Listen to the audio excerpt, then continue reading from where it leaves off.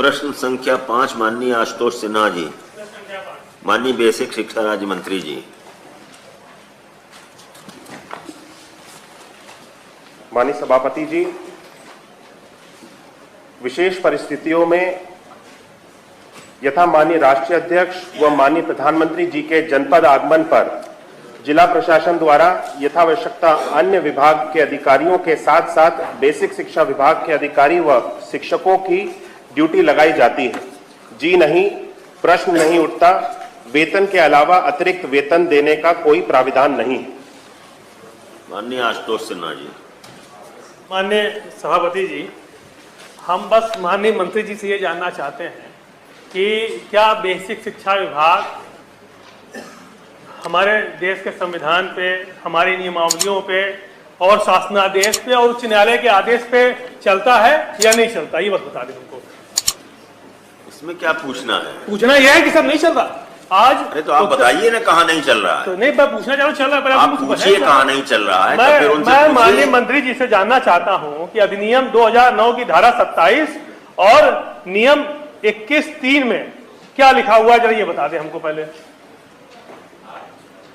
माननीय मंत्री जी, है क्या आपके पास सूचना? इसकी सूचना अभी नहीं। मैं आपको माननीय सभापति आपके पास है सूचना तो आप बताओ ना। मैं बता दे रहा हूँ माननीय सभापति जी।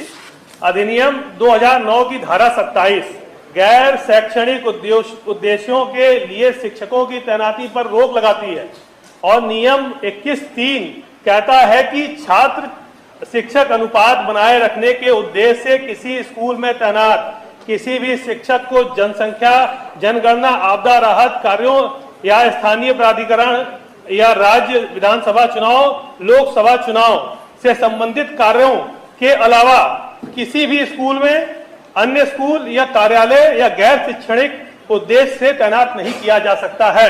ये हाई कोर्ट में कहा।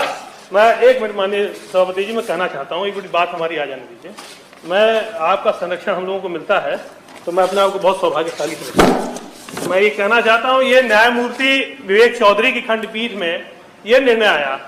उसके बाद हमारे यहाँ ये जो शिक्षा अनुभाग 5 संख्या 1140/79 5-2007 दिनांक 1 जून 2017 में शासनादेश है गया। इस शासनादेश में भी यही चीज लिखी हुई है कि गैर किसी भी काम में नहीं लगाया जा सकता। अच्छा, उसके बाद माननीय सभापति जी, मैं आपको बताना चाहता हूँ 18/3/2021 को गवर्नमेंट की जो उपलब्धियां हैं उनको गिनाने के लिए एक स्टॉल लगवाया गया। 16/11/2021 को देव दीपावली मनाने के लिए दिया भी अपने घर से लाना था, तेल भी अपने घर से लाना था, बत्ती भी अपने घर से लाना था, लेके लगवाना, उनको लगाने का काम करना पड़ा। अरे भाई, प्रश्न क्या है आप? मैं बता रहा हूँ सर, प्रश्न बता रहा हूँ। 25/5/2022 को सड़क सुरक्षा में मैं ये कहना चाह रहा हूँ कि जो बेसिक शिक्षा के जो शिक्षक हैं उनको शिक्षा कार्य के अलावा बाकी सारे कामों में लगाया जाता है। आज तक किताबें विद्यालयों में नहीं बटी, बिना किताबों के बेचारे कैसे पढ़ाएंगे, किताब नहीं मिल रही। लेकिन हो क्या रहा है, शिक्षा कार्य के अलावा बाकी कार्यों में लगाया जाता है। हाँ। ये आप कैसे कह सकते हैं? अरे मैं जानता हूँ, शिक्षा कार्य के अलावा कैसे कह सकते हैं? मैं इसलिए शिक्षा कार्य तो करते ही है वो।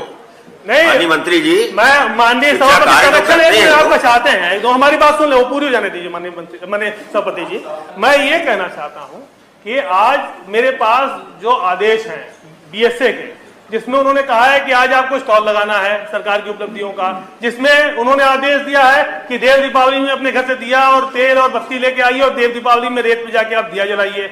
मेरे पास आदेश है बीएसए का, जिसमें उन्होंने कहा है कि आपको सड़क सुरक्षा के काम में लगा दिया जाता है।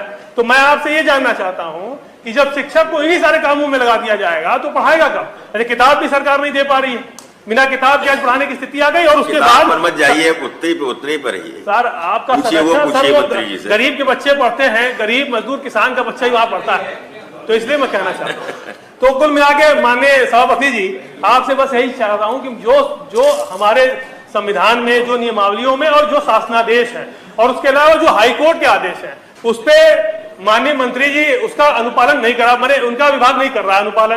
तो या तो मंत्री जी को गुमराह करने का काम कर रहे हैं और गलत सलत उत्तर बना के दे रहे हैं। तो मैं आपसे माननीय सभापति जी चाहता हूं कि ये जो हो रहा है शिक्षकों के साथ प्राथमिक विद्यालय के, ये बंद होना चाहिए। उनका जो उत्पीड़न हो रहा है अच्छा उत्पीड़न भी कर रहे हैं, क्या पैसा भी नहीं दे रहे हैं उनको?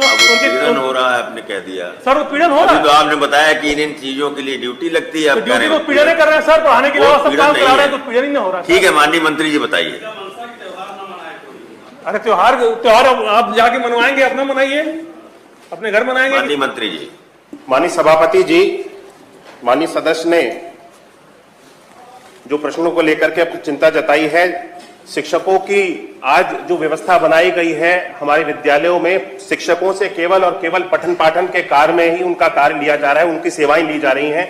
आज सारी व्यवस्थाएं शिक्षकों के लिए सुदृढ़ बना दी गई हैं। उनको पहले शिक्षा के कार्य से लेकर के विभिन्न तरह के रजिस्टरों को भरना पड़ता था, अलग अलग जानकारियों को भरने के लिए काफी ज्यादा समय जाता था। शिक्षकों के सारी अवस्थापना संबंधित जितनी भी सुविधाएं होती थी उसको उनको लेने के लिए कार्यालयों में जाना पड़ता था, अलग अलग कार्यालयों में समय उनका खराब होता था। इन सारी सुविधाओं को आज ऑनलाइन बनाया गया है। जो 30 से लेकर के 40 रजिस्टर तक एक शिक्षक को भरने पड़ते थे, उसको भी घटा करके 10 से लेकर के 12 तक कर दिया है, और आने वाले समय में हम उसको भी पूरी तरह से समाप्त करने जा रहे हैं। शिक्षक का जिससे कि पूरा ध्यान बच्चों के केवल पठन पाठन के ऊपर लगे, हमारी सरकार इसके ऊपर पूरी तरह से फोकस कर रही है। और जहां तक माननीय सदस्य ने बात करी कि शिक्षकों से अन्य कार्यों में, अन्य तरह के कामों में उनकी सेवाएं ली जा रही हैं, तो विशेष परिस्थितियों मैंने अपने उत्तर में कहा कि जब वहां बनारस में नेपाल के माननीय राष्ट्रीय अध्यक्ष और प्रधानमंत्री जी का जब वहां पे कार्यक्रम लगा, तो विशेष परिस्थितियों में तब उन शिक्षकों को वहां पे नियुक्त किया गया और उनके स्वागत के लिए, उनके आगमन पे इस तरह की सेवाएं बनाई गई। ठीक है,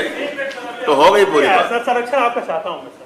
क्या? अभी सर नहीं आया, क्योंकि सर जो जवाब आया वो जवाब, क्योंकि मैं कह रहा हूं कि माननीय मंत्री जी को जो अधिकारी जवाब दे रहे हैं वो गलत जवाब भेज दे रहे हैं। कारण ये उसका दो तरह, मैं बताने जा रहा हूं सर। देखिए पहला ये है कि आपने कहा कि कामों में नहीं लगाया जा रहा, ये कोई शिक्षकों पे एहसान नहीं कर रहे, ये सुप्रीम कोर्ट, ये हाई कोर्ट की गाइडलाइन है, ये शासनादेश है, ये नियमावली में है, तो ये आप एहसान नहीं कर रहे कि नहीं लगवा रहे। जो दूसरी चीज जहां लगाया जा रहा है सर, और जहां अब ये कह रहे हैं कि सिर्फ प्रधानमंत्री जी के और नेपाल के उनके पे लगाया, मैं उसके अलावा बता रहा हूँ कि डेट बता रहा हूँ, मेरे पास कहिए तो उसका आदेश की कॉपी है, मैं आपको आदेश की कॉपी, नियमावली सब भेज रहा हूँ। इससे सबसे क्या होगा?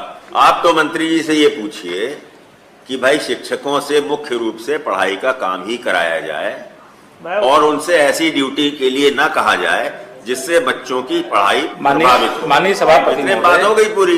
ये किसी राष्ट्र के राष्ट्राध्यक्ष आते हैं माननीय सभापति महोदय, और उनके स्वागत में अगर कहीं पर भी कोई शिक्षक, शिक्षिकाएं, छात्र जाते हैं तो ये सांस्कृतिक एक तरह से गतिविधियों का पार्ट होता है, और सांस्कृतिक गतिविधियों का एक हिस्सा होने के कारण से ऐसी चीजों का विरोध।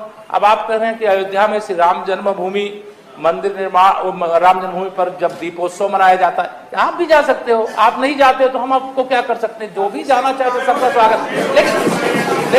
लेकिन आप विषय अंतर, अब विद्यालय के अंदर आप ही अंतर कर रहे हो विषय। माननीय आप माननीय सदस्य ने कहा देव दीपावली की बात, इसलिए देव दीपावली पे तो सभी को सादर आमंत्रित करते हैं। आप देव दीपावली की बात माननीय सदस्य ने उठाई, और राष्ट्राध्यक्ष किसी देश के राष्ट्राध्यक्ष आते हैं तो सांस्कृतिक कार्यक्रम जो है शिक्षा का एक पार्ट होता है, और किसी का स्वागत करना, अतिथि सत्कार करना, ये हमारी परंपरा रही है। और वो भी मंत्री जी ने कहा कि विशेष परिस्थितियों में ऐसी जगहों पर ड्यूटी लगाते हैं। माननीय मंत्री जी, अब क्या पूछना चाहते हैं? जिसे आप बात मेरी आ ही नहीं पा रही, आप रखिए, मतलब आप कह रहे हैं और आपकी बात आ नहीं पा रही, इसका क्या मतलब? समझ नहीं पा रहे आप सर। मैं ये कहना चाह रहा हूं कि आप राष्ट्राध्यक्ष के कार्यक्रम में लगा दिए, ठीक है, उसके अलावा जो लग रही ड्यूटियां, उसके अलावा सड़क सुरक्षा में ड्यूटी लगाई जा रही है।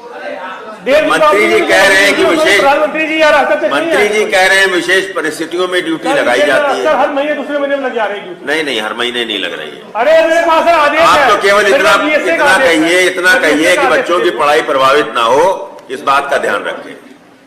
माननीय मंत्री जी, इस बात का ध्यान रखिए। माननीय मान सिंह जी, बहुत अच्छा जवाब दिया। मैं केवल ये जानना चाह रहा हूं माननीय मंत्री जी कि किताबें बच्चों के पास नहीं है, आप शिक्षा व्यवस्था बहुत अच्छी कर दी है, इसका आप जवाब दीजिए कि बगैर किताबें के कैसे आप पढ़ाई हो? ये किताबों का विषय तो इसमें है ही नहीं, प्रश्न में किताबों का विषय प्रश्न में है ही नहीं। मंदिर का विषय था क्या? माननीय मान सिंह जी, समस्या यही है मंदिर समस्या यही मंदिर का है, विषय था मंदिर। समस्या यही है कि आप लोग या तो पढ़ते नहीं हो, फिर कहा जाए तो उसको समझते नहीं हो। माननीय सभापति महोदय, आपका संरक्षण चाहता हूँ कि माननीय मान सिंह जी, माननीय मान सिंह जी अयोध्या का बैठिए, डॉक्टर मान सिंह जी अयोध्या का माननीय मंत्री जी, माननीय मंत्री जी, भाई सुरेंद्र चौधरी जी बैठिए, सुरेंद्र चौधरी जी बैठिए।